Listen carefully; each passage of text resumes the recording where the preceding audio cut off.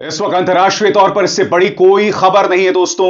Israel ने Iran के परमाणु ठिकानों पर हमला किया है और न सिर्फ परमाणु ठिकानों पर हमला किया है बल्कि ईरान के कई जनरल्स, ईरान के कई परमाणु वैज्ञानिकों को इस हमले में मार दिया गया है दोस्तों। मेरे पीछे जो आप तस्वीर देख रहे हैं ये तेहरान की स्काईलाइन है। तेहरान इस वक्त धमाकों से भर गया उस हमले में और ईरानी सुप्रीम लीडर खामेनी सामने आए हैं। उन्होंने कहा है कि इस हमले का इसराइल को ऐसा जवाब मिलेगा कि उनकी कई पीढ़ियां, उनकी कई पुश्तें याद रखेंगी। अमेरिका ने अभी से इस हमले से पल्ला झाड़ लिया है। अमेरिका ने कह दिया है कि इस हमले से हमारा कोई लेना देना नहीं है।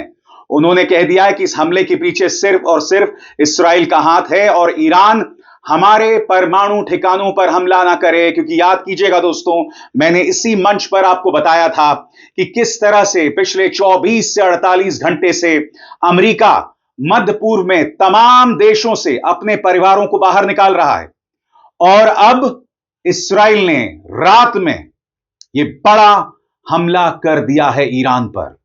एक एक करके आपके सामने जानकारी आएगी, मगर सबसे पहले दोस्तों तेहरान की रात,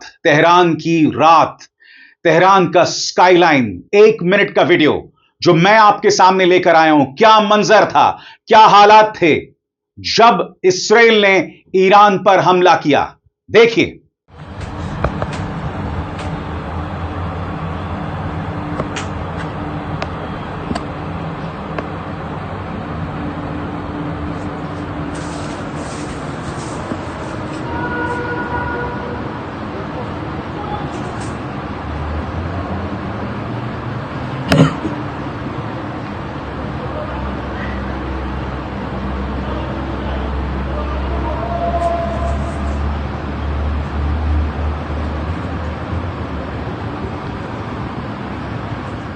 اینجا رو زدن، اینجا رو هم زدن، این لویزانم زدن، پشتم زدن، پشت لویزانم زدن.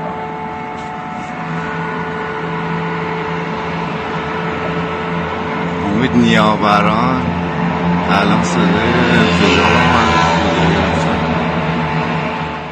अब खबर क्या आ रही है दोस्तों, मैं आपको बता दूं। खबर यह आ रही है कि आपकी स्क्रीन पर यह हैं ईरान के चीफ ऑफ स्टाफ। इन्हें हमले में मौत के घाट उतार दिया गया है। इसके अलावा जैसा कि एएफपी कह रहा है, नेतन्याहू ने कहा है कि इसराइल ने ईरान के परमाणु कार्यक्रम पर हमला किया है, जो अपने आप में कितना खतरनाक है दोस्तों, क्योंकि दुनिया चेरनोबिल हादसा देख चुका है और अब एक परमाणु ठिकाने पर हमला करना, जो अपने आप में बहुत ही शॉकिंग है दोस्तों। क्योंकि जब आप एक परमाणु ठिकाने पर हमला करते हैं तो वहां से परमाणु रिसाव होता है और स्वाभाविक सी बात है, जब आप एक देश की अस्मिता पर प्रहार करेंगे वो देश जवाब देगा। और यही बात ईरान के सुप्रीम लीडर ने कही है। उनका ताजा बयान क्या आया है दोस्तों आपके स्क्रीन पर।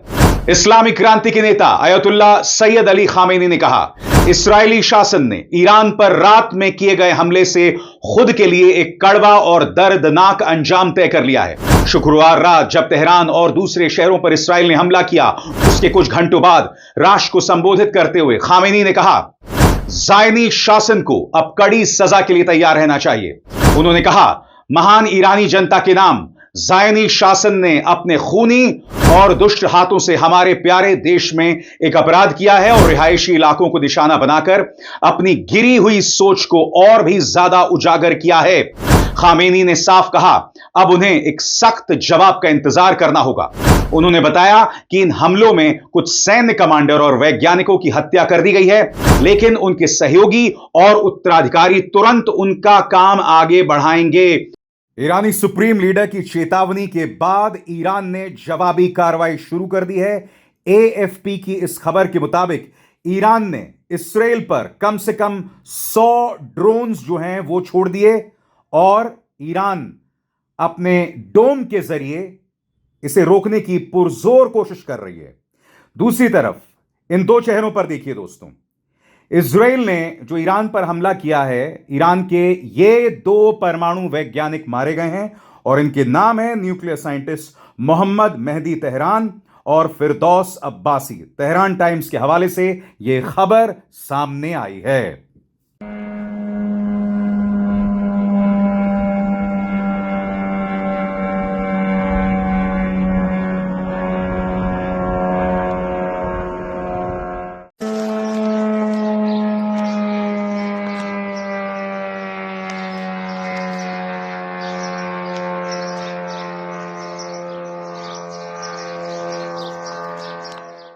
और सबसे बड़ी बात, इसराइल ने स्पष्ट कर दिया है कि यह हमला महज शुरुआत है और आने वाले दिनों में हमला और तेज होने वाला है।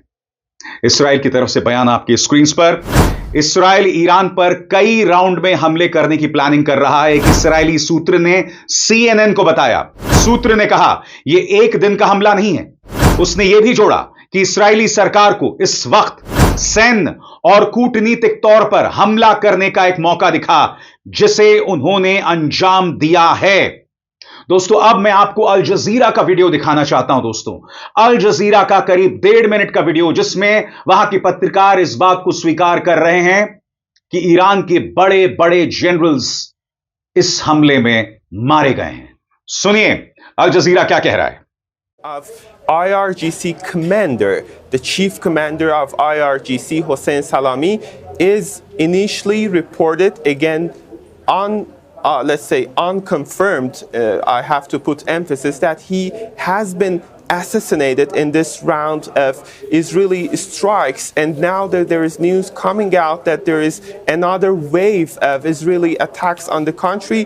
Other important figures including Faridoon Abbasi, Tehranchi and Gholam Ali Rashid. These are highly important figures in Iran's nuclear industry and in Iran's military, among military officials. They have been reported to be assassinated after these strikes. Several residential areas, as we were already told, and as I told you earlier, were attacked, but military residential places, I mean places where military commanders are living, have been attacked in this round of strikes. Chitkar in the western part of Tehran, Mahallati in northeastern part of Tehran, Abbasi Square. These are the names of the places that so far we have reports and footages coming out to show that they have been, let's say, under attack. A research center, no details of which is out there, is reported to be hit, and people have been killed, including civilians. A footage shows the bodies of women and children coming out of the scene of one of the places. In some scenes, we see very targeted, precise attacks, as it was showed that in one building, we've got just one floor of that building being hit. और आगे बढ़ने से पहले एक जरूरी संदेश। मेरे कार्यक्रमों के लिए आप नोटिफिकेशन का इंतजार मत कीजिए। मेरे चैनल में जाइए और खुद जाकर कार्यक्रम देखिए और रहिए अपडेटेड। और हां, ज्वाइन कीजिए मेरा चैनल। देखिए यह जरूरी संदेश। स्वतंत्र और आजाद पत्रकारिता का समर्थन कीजिए। सच में मेरा साथी बनिए। बहुत आसान है दोस्तों। इस ज्वाइन बटन को दबाइए और आपके सामने आएंगे ये 3 विकल्प। इनमें से एक चुनिए और सच के इस सफर में मेरा साथी बनिए।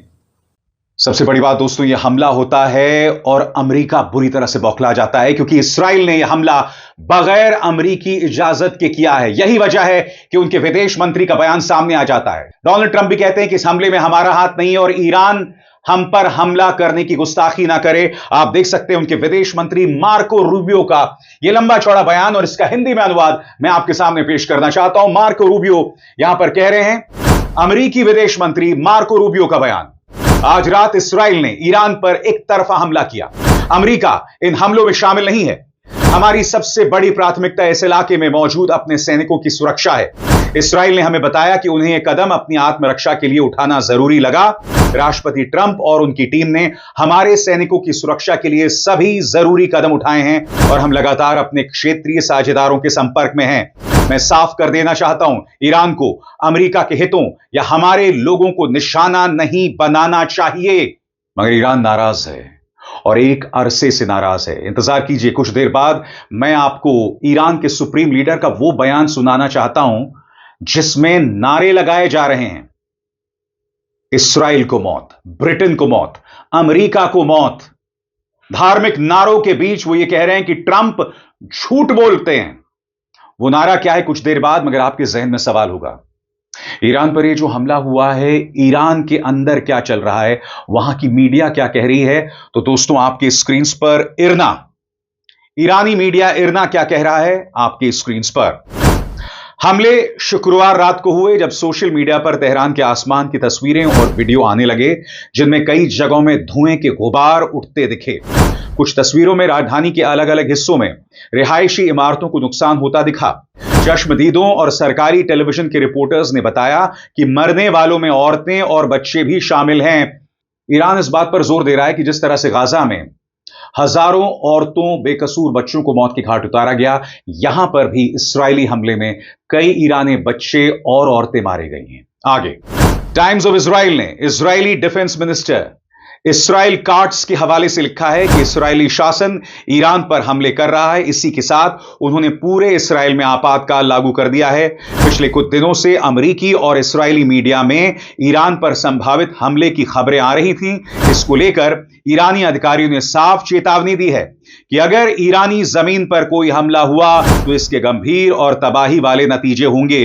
इस्राएली हमलों में इस्लामिक रेवोल्यूशन गार्ड कोर के chief commander major general Hussein Salami की हत्या कर दी गई है और मेजर जनरल हुसैन सलामी की हत्या ईरान के लिए बहुत बड़ा झटका माना जा रहा है दोस्तों, क्योंकि वो उनके मिलिट्री के एक बहुत बड़े प्रतीक थे और स्वाभाविक सी बात है दोस्तों, इसका बदला ईरान लेगा। याद कीजिएगा, अभी कुछ ही दिनों पहले मई में ईरान के सुप्रीम लीडर का यह बयान आया था जिसमें वो अमेरिका को कह रहे थे कि ट्रंप झूठ बोलते हैं, उनकी किसी बात पर विश्वास नहीं किया जा सकता और भीड़ वहां खड़े खड़े अल्लाह अकबर के नारे लगाती है और इस्राएल, ब्रिटेन और अमेरिका को मौत देने की बात करती है। सुनिए क्या कहा था ईरान के सुप्रीम लीडर खामेनी ने। بعضی از این حرفایی که در این سفر رئیس جمهور آمریکا به منطقه مطرح شد لایق جواب دادن نیست اصلا.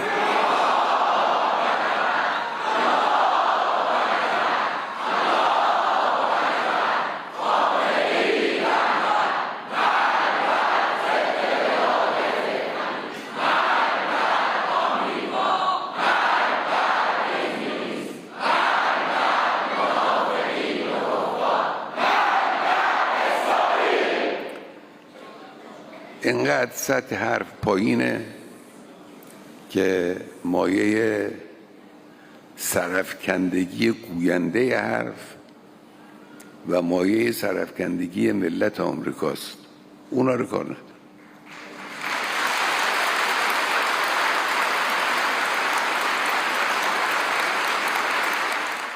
दुनिया में अफरा तफरी मच गई दोस्तों। दुनिया एक बार फिर खतरनाक मोड़ पर आ गया है।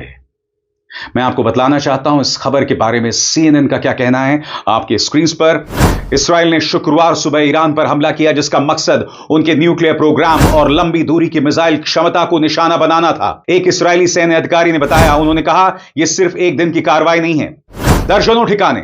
इस्राएली सैन्य अधिकारी के मुताबिक यह हमला एक पहले से प्लान किया गया सटीक और संयुक्त हमला था जिसमें ईरान में दर्जनों ठिकानों को निशाना बनाया गया। अब हो क्या रहा है, इस्राएल ने हमला किया और अब खुद इस्राएल के अंदर आपातकाल जो है वो बहाल कर दिया गया है। वहां के स्कूल बंद कर दिए गए। यानी कि एक तरफ इस्राएल हमला करता है और फिर देश के अंदर आपातकाल घोषित कर देता है। स्वाभाविक सी बात है, बेंजामिन नेतन्याहू हर कीमत पर अपना शिकंजा कसना चाहते हैं, इस्राएल पर जवाबदेही से बचना चाहते हैं, क्योंकि आप जानते हैं उनके खिलाफ अदालत में केस भी चल रहा है। इस्राएल के अंदर क्या माहौल है, गौर किया जाए। ईरान पर हमले के बाद जवाबी कार्रवाई की आशंका को देखते हुए इस्राएल ने स्कूलों, सामाजिक जमावड़ों और गैर जरूरी कामकाज पर रोक लगा दी है। यरूशलेम में सायरन बजा और पूरे देश में इमरजेंसी लागू कर दी गई, जैसा कि CNN के जेरूसलम ब्यूरो प्रमुख ऑरन लीबरमैन ने एंडरसन कूपर को बताया। लोगों को मोबाइल पर अलर्ट मिला जिसमें कहा गया होम फ्रंट कमांड ने देश को अलर्ट पर रख दिया है। इस्राएल डिफेंस फोर्सेस ने रात 3 बजे से देश भर में home front command defensive guidelines में बदलाव किया है, जिसके तहत अब देश के सभी इलाकों में सिर्फ जरूरी काम ही चलेंगे, बाकी सब बंद रहेगा। और स्वाभाविक सी बात है, अमेरिका के अंदर अफरा तफरी है। ट्रंप को समझ नहीं आ रहा कि वो क्या करें। जी हां, ट्रंप जो अपने देश के अंदर हालात को नहीं संभाल पा रहे हैं और फिर विदेशों में भी अमेरिकी नीतियों, इस्राएली दबंगई के चलते हालात खराब हो रहे हैं। वो अपनी कैबिनेट के साथ बैठक बुलाते हैं और इस बारे में CNN क्या कहता है, गौर कीजिए। अमेरिकी राष्ट्रपति डोनाल्ड ट्रंप ने गुरुवार रात को एक कैबिनेट स्तर की बैठक बुलाई है, जैसा कि एक व्हाइट हाउस अधिकारी और इस प्लान से जुड़े 2 सूत्रों ने सीएनएन को बताया। यह बैठक उस वक्त बुलाई गई है जब इसराइल ने ईरान पर पहले से की गई कार्रवाई शुरू की। सूत्रों के मुताबिक इस मीटिंग में ईरान में हो रही घटनाओं पर अमेरिका की प्रतिक्रिया पर चर्चा हो रही है। राष्ट्रपति ट्रंप को रात 8 बजे के थोड़े बाद व्हाइट हाउस में चल रहे कांग्रेशनल पिकनिक से निकलते हुए देखा गया। ट्रंप ने यह टॉप लेवल मीटिंग हमलों के पहले ही बुला ली थी, क्योंकि अमेरिकी अफसरों को ईरान से बढ़ते खतरे की चिंता थी। गुरुवार को ही जब ट्रंप से पूछा गया कि क्या हमला हो सकता है, तो उन्होंने कहा था बिल्कुल हो सकता है, और चेतावनी दी थी कि इलाके में बड़ा टकराव जल्द शुरू हो रहा है। क्या यह महज इत्तेफाक है दोस्तों कि डोनाल्ड ट्रंप राष्ट्रपति बनते हैं, अमेरिका के अंदर हालात खराब हो जाते हैं और अब दुनिया खतरे के मुहाने पर है। अमेरिकी गलतियों के चलते दुनिया भर में हालात खराब हैं। अगर हम साउथ एशिया की भी बात करें, एक तरफ आतंकवादी पाकिस्तान है और दूसरी तरफ भारत, जो कि उनके आतंक का पीड़ित है, मगर अमेरिका ने इन दोनों को बराबरी पर रख दिया है। यह है ट्रंप की सोच, जिसका खमियाजा भारत भुगत रहा है और पूरी दुनिया भुगत रही है। ईरान और इसराइल में जो संघर्ष शुरू हुआ है, इसराइल की एक तरफा कार्रवाई के चलते दुनिया थर्ड वर्ल्ड वॉर की तरफ जो है वो जा रही है। मैं आपको बतलाना चाहता हूं, सऊदी के शासक ने ईरान के सुप्रीम लीडर को हिटलर बताया है। उन्होंने यह तक कहा कि अगर ईरान परमाणु बॉम्ब हासिल करेगा तो हम भी परमाणु बॉम्ब हासिल करेंगे। यानी कि दुनिया में परमाणु बॉम्ब को लेकर एक नई दौड़ शुरू हो गई है। सुनिए सऊदी के शासक मोहम्मद बिन सलमान क्या कह रहे हैं। Iran is not a rival to Saudi Arabia. Its army is not among the top 5 armies in the Muslim world. The Saudi economy is larger than the Iranian economy. Iran is far from being equal to Saudi Arabia. But I've seen that you called the Ayatollah Khamenei the new Hitler of the Middle East. بلا شك. Absolutely. Why? لأن يريد Because he wants to expand. He wants to create his own project in the Middle East, very much like Hitler, who wanted to expand at the time. Many countries around the world and in Europe did not realize how dangerous Hitler was until what happened happened. I don't want to see the same events happening in the Middle East. Does Saudi Arabia need nuclear weapons to counter Iran? السعودية لا تريد أن تمتلك أي Saudi Arabia does not want to acquire any nuclear bomb. But without a doubt, if Iran developed a nuclear bomb, we will follow suit as soon as possible. आप और हम कितने खतरनाक मोड़ पर आ गए हैं दोस्तों, और सोचकर भी सिहरन पैदा होती है। हर तरफ ये मायूसी दिखाई दे रही है। कुछ ताकतवर बेसिर पैर के लोगों ने, जिनका दिमाग काम नहीं कर रहा है, जो अहंकार में डूबे हुए हैं, जो असुरक्षा में डूबे हुए हैं, वो दुनिया को तबाही के रास्ते पर ला रहे हैं। और दुख की बात यह है कि आप में और हम में से कई लोग इस पर तालियां बजा रहे हैं। हमें अंदाजा नहीं है। यह मत सोचिए कि अगर ईरान और इसराइल में युद्ध होगा तो भारत इससे अछूता रहेगा। नहीं, हम नहीं जानते दोस्तों कि एक बड़ा न्यूक्लियर हादसा, एक बड़ी परमाणु दुर्घटना दुनिया को कहां ले जा सकती है। इसलिए हम सबको सतर्क रहने की जरूरत है, और ईश्वर इन ताकतवर लोगों को सद्बुद्धि दे। अभिसार शर्मा को दीजिए इजाजत। नमस्कार।